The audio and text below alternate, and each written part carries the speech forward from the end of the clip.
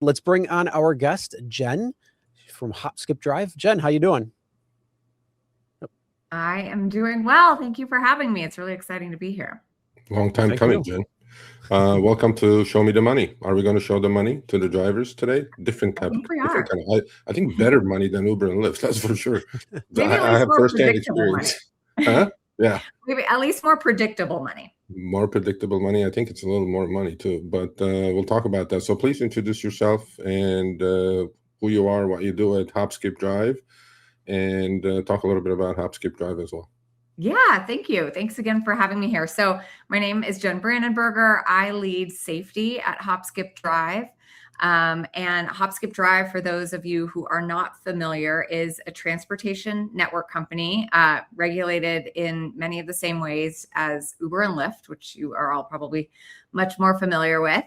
But we are built for a very specific use case, and that's getting kids safely to school. The company was founded over 10 years ago, back in 2014, by 3 working mothers.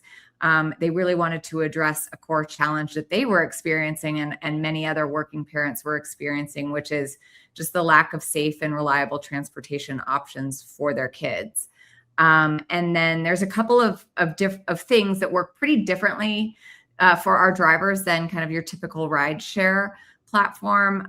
First is that all of the rides on our platform are pre-scheduled. Which means as a driver, you know when you're working, where you're going before you ever get in your car. There's no waiting on a ping. There's no surge chasing, none of that. Second, because we are moving children, which I think are very, very precious cargo, our drivers go through what I believe is a more rigorous vetting process. We have a 15-point certification process that includes fingerprint-based background checks, a 19-point vehicle inspection, and a video screening where we actually meet every driver before they're certified. There's more that goes on in that certification, but those are kind of the big highlights. And then the people that drive for us, we call them care drivers. Or we've also called them caregivers on wheels. They're typically parents, grandparents, nurses, teachers, people who already have caregiving experience in their background. And we partner with over 2,000 school districts around the country, across 21 states. And the whole goal of HopSkipDrive is really to make sure that no kid misses school, misses their important activities because of a transportation gap. Yeah, well, let's stick to safety for a couple of minutes here. Sure. By the way, my wife does HopSkipDrive, and it's good. I mean, what you said is 100% correct, by the way, right? There is no on-demand kind of let me just pick this one up and let me pass on this one. You pick your trips and then you go. You kind of predictable earnings as well.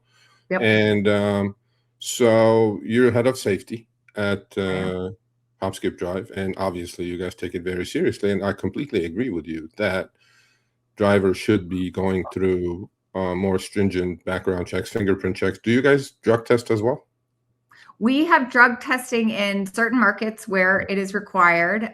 We also have, and I think more importantly, every ride has telematics monitoring. And so we are actually able to, in real time, get alerts if there's kind of some driving behavior that doesn't look kind of normal and safe. And so where we don't have drug testing, we leverage that, which we actually think is probably a better safety mechanism, given the complexity and kind of time-based nature of drug testing. Yeah, for sure. And as you know, the competitors, I'm not going to call them directly competitors, but they're TNCs like yourself, and they introduced, both companies, Uber and Lyft, have introduced Uber Teen in the US, and they said that their drivers are highly rated and vetted drivers.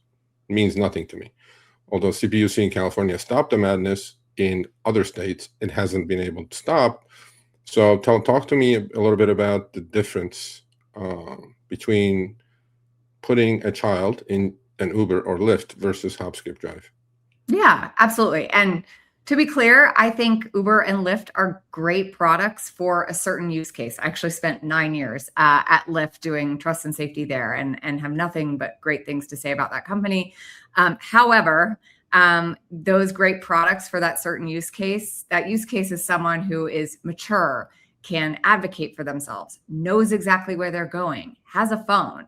And so what HopSkipDrive is built for is a different population entirely. So these are younger kids, students with IEPs, which for those of you who don't know are individual education plans, which often come with a transportation requirement, because obviously not being able to get to school with reliable transportation can lead to kind of issues with someone's ability to kind of meet the requirements of their school.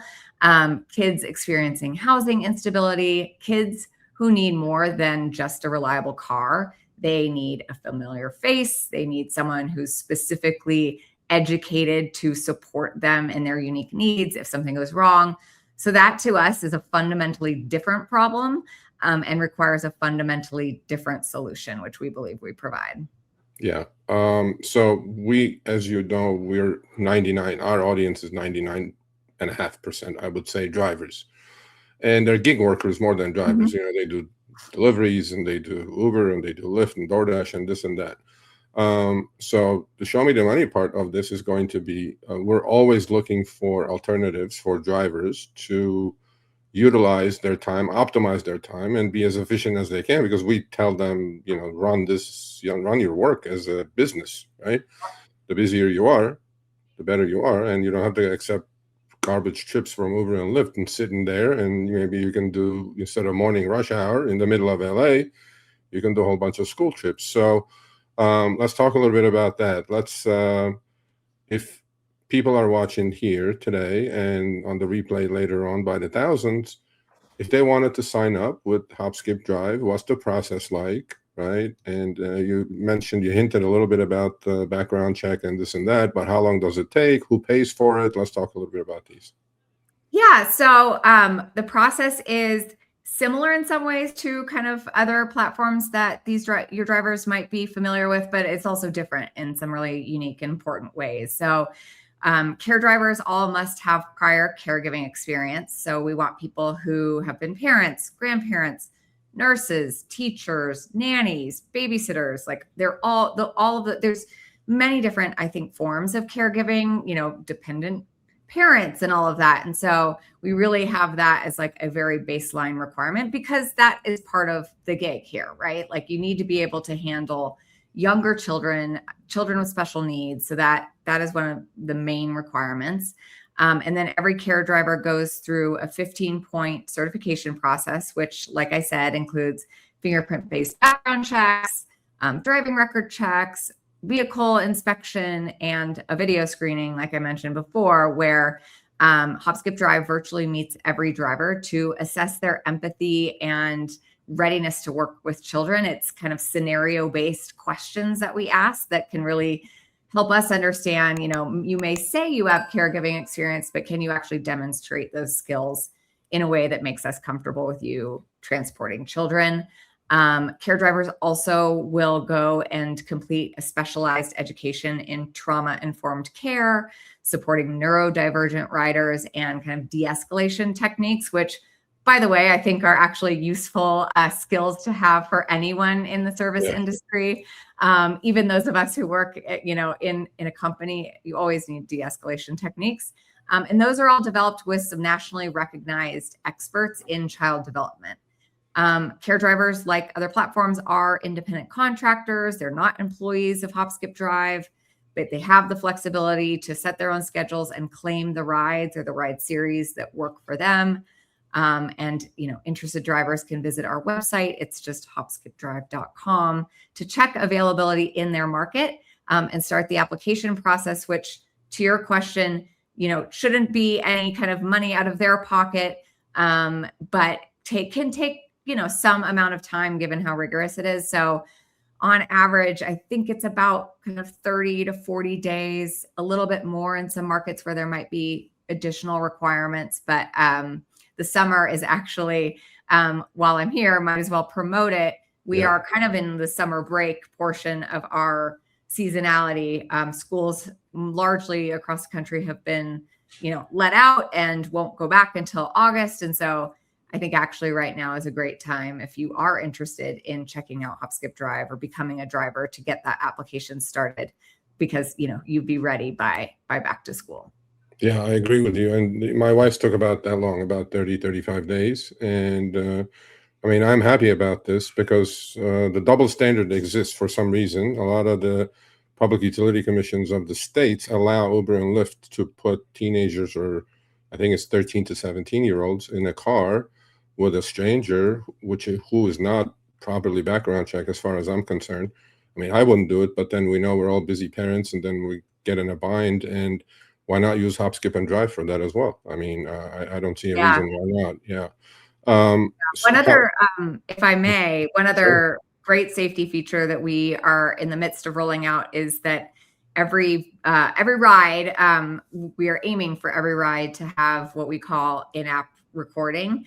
And so leveraging just a driver's phone, all rides will be recorded audio and video. And really, this is actually, in my mind, and I've been working in the rideshare industry for a long time in trust and safety, I think this is such a great feature, not just for the safety of our riders, but our drivers as well. I mean, we all know drivers do many more rides than riders. Yeah. And, that it's a great method of protection for them as well.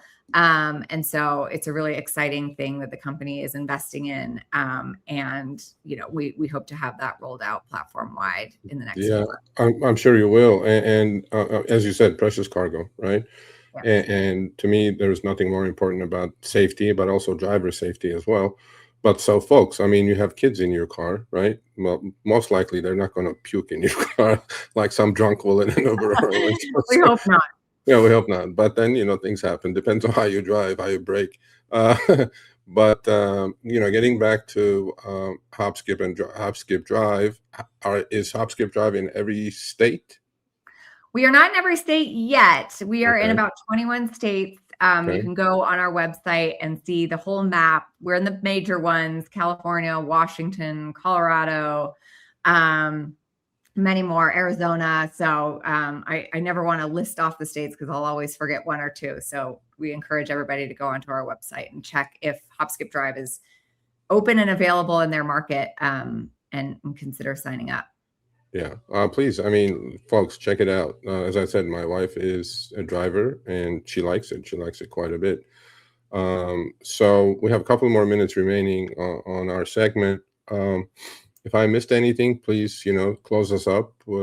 About HopSkipDrive, I think is definitely something you all should look into for many different reasons. But I know what she earns per trip on these trips, and I can assure you, folks, it's a little bit more, if not substantially more, than you would earn on Uber and Lyft platforms, especially these days. So as drivers, concern is earnings, obviously. And, why not? Why not have another tool in your toolbox? That's the way I look at it. By the way, are drivers allowed to have a dash cam in the car to record things, or no? They're not allowed on our platform to have recordings, just because, given the nature of our contracts with schools, given the fact that we are transporting kids, it's really important that we aren't having drivers who are independent contractors recording, younger kids, especially those under 18. And so the way the in-app recording works is that it's basically through the driver's phone, and this footage, it starts automatically with the ride, so it doesn't record before or after the ride ends, but the footage will be encrypted. It'll be uploaded directly to our secure servers and wiped from the driver's device. So drivers don't have access to the footage, but as a matter of course, there are ways to request it. And, it makes it really easy. We found we initially started with a dash cam, but that was creating just a lot of friction. It was kind of a pain to install, had to kind of go to a certain location, have someone help you. But we wanted to build this. We wanted to build toward this carefully to make sure that technology was right before rolling it out at scale. And now it's kind of the default. And so I have found it personally to be very helpful for drivers, especially, kids are not great communicators. And so if there is anything that goes wrong, it's great to have kind of that, fact-based evidence and stuff to just protect everybody in the vehicle. All right. Well, I'll give you the last couple of minutes, and great to have you on. We really appreciate it. So close us up. You want me to close you out? Yeah, close me. Okay, great. Close your segment out. Yeah, it was so great to be here and share a little bit more about HopSkipDrive. We really feel like it's a special platform, and the mission that we have is just like getting kids to school, creating opportunity through mobility, not only for kids, but for our drivers too. And what we hear constantly from our drivers, I think one of the quotes is it's the best paid volunteer activity that they could imagine. It feels like you're really contributing to the community in a unique and special way. But oh, by the way, you're also getting paid. It's very predictable. You can schedule, one of the other things that we are rolling out